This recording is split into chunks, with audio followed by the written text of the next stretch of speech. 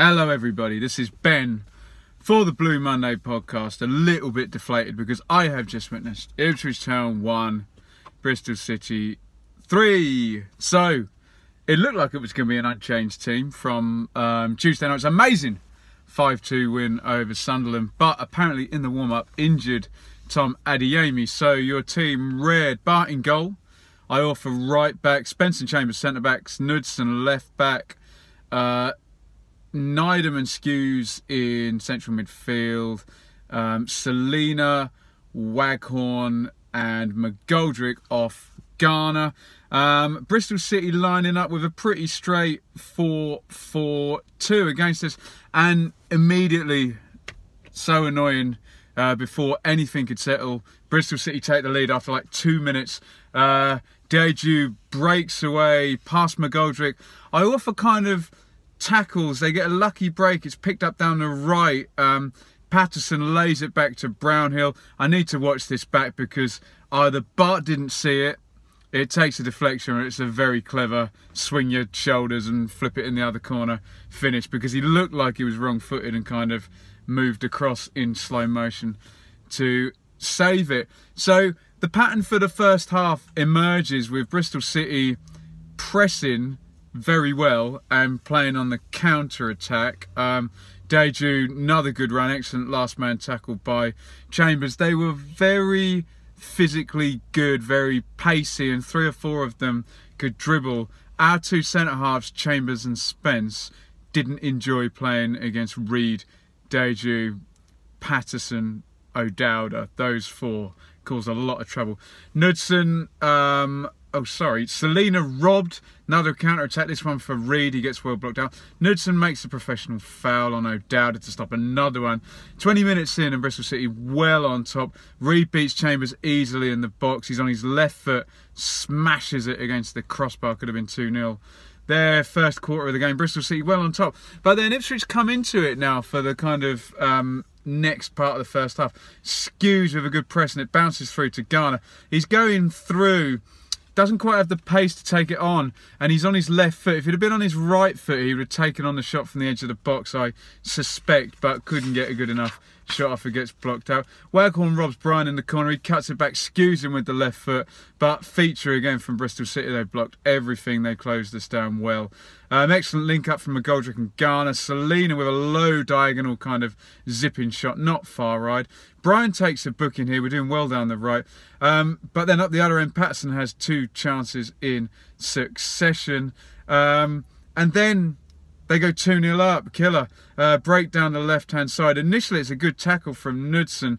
It works its way back to Patterson. He puts the cross in. We're all out of position, and I think Nydam is end up marking Deju, and he heads it nicely into the corner for 2-0. Very annoying because we just had our best spell. Good move down the right now. Iorfa crosses low and Selina forces a good save from Fielding. It looks like it was straight at him, but good contact. And on the 40th minute, with the pressure, we probably deserved a goal in the first half, but we probably didn't deserve to be level. So I guess 2-1 was about fair. Waghorn again, how good is his finishing? And Knudsen, that must be the 4th assist for him for the season. He smashes the cross in low. And Waghorn, he's got that direct early shot, sticks it in off the underside of the bar. Great for him. Flint with a good chance, not picked up at the corner, heads it in. Entertaining first half. Bristol City did have the better of it. They were very sort of pacey and their pressing was very good. They were a lot better than I expected them to be. Ipswich still attacked when McGoldrick got the ball. They did well. Iorfa, not great defending, but kind of good going forward. So I would say a fair half-time score. 4-2-3-1 didn't work. Mick went 4-4-2. We did actually see McGoldrick playing pretty much central midfield for some of the second half, and he was important and kind of pulling the strings. No changes at half-time. A chance wasted by O'Dowda on the counter-attack, too many touches and a bit fluffy. Great skill from McGoldrick, flips it over the top for Garner. He brings it down. We thought we were going to see the replication of the playoff goal he scored for Preston. He volleys it straight at Fielding. Flint with a fierce drive the other end. We know he's good going forward, not far over.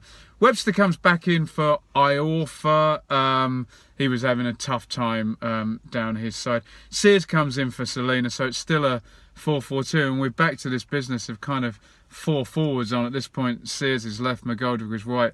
Garner and Waghorn up front. Mick choosing to keep McGoldrick further back. O'Dowda with a long ranger. Not long over. It's got very attritional now. Bristol City kind of defending their lead quite well. Patson out, Lecco in. Garner takes up another battle with the centre halves, and he takes a yellow.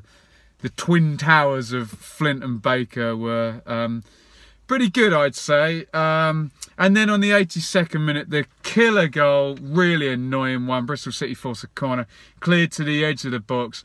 Reed with the shot. I think it took a double deflection, but completely wrong-footed again like he was for the first goal. And it's 3-1 and you're beaten at this point, aren't you? O'Dowda comes out, Eliasson in. They seem to have a lot of good backup on the bench. Reed out and Taylor in. He gets booked for time wasting. Couple of efforts in stoppage time for Ipswich. Free kick went in and Waghorn blocked it out, and there was a volley in from Knudsen which seemed to take a kind of double block. But you can see from my kind of slow, I'm defeated in the same way that Ipswich were defeated. Bristol City wore us down. They were physically very good. They were loads better than I saw last season. In our preview show, we were told, oh, Tomlin and who's the guy that's gone to Crystal QPR? Freeman don't fit into this team, and I can see why now. They're physically strong, very pacey. Their press was very good. Your hope is when you're an opposition team that the press is going to let up, but it didn't, and they saw the game out very well. Deserved winners, I would say, on the day.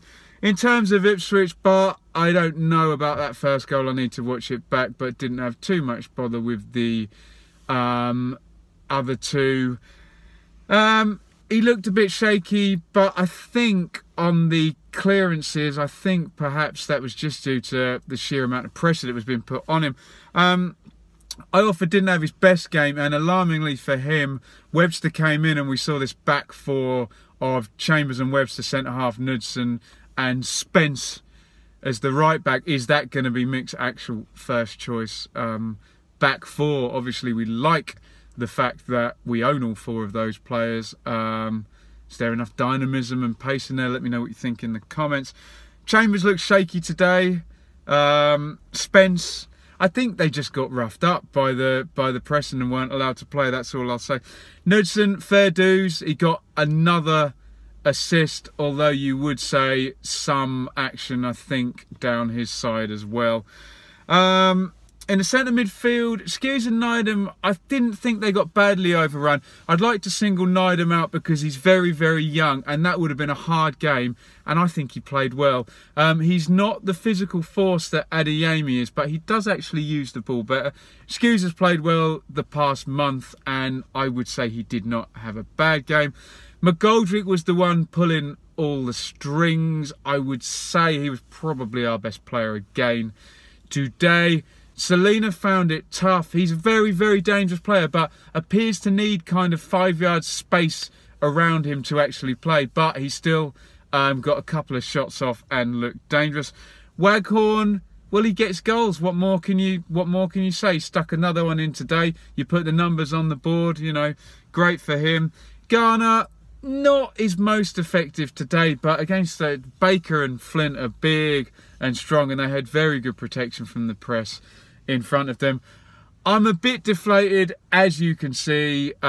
Bit disappointed because I thought after Tuesday, oh, you know, can we go and attack these sides? Obviously, Sunderland didn't play anywhere near as well as Bristol City did. I think they'll do well. They pressed us nicely. We've got 2 weeks off now. It's the international break. Webster is now back, and potentially the other side of the break, Smith is back. Hughes might be back as well. We may have the full squad going into these games against Sheffield United, Norwich, and I think Burton. So Let's see if we can keep everyone fit. Let's bloody hope McGoldrick, if he goes away with Ireland, comes back fit. I think it's a well-earned break. I think we were beaten by a better team today. Recharge the batteries, come back. Let me know what you think. Am I right to be a bit downhearted today after Tuesday? Let me know in the comments. Please subscribe to this channel. Please subscribe to the Blue Monday podcast on Acast or on Apple Podcasts, and on Twitter at Blue Monday ITFC. I'm on Twitter at Benjamin Bloom, and I will see you in a couple of weeks, although we'll probably do Player of the Month and points predictions, so there should be those couple of videos. Thanks for watching. Over and out.